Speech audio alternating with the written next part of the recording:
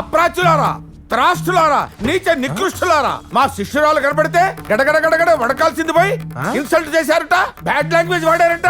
రేయ్, లేపాక్షి బొమ్మ లాంటి బంగారు తల్లిని పగలగొడతారట. నీ తొక్కలో ఫిడేల్ కోసం నా ఇంటికి వచ్చి నోరు జారకరే. ఎవరిది తొక్కలో ఫిడేల్? నాది తొక్కలో ఫిడేల్ అయితే మీరు వాయించేది ఏమిట్రా?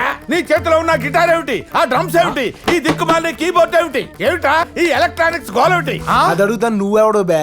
అయ్యో అయ్యో, నేనెవన్నా?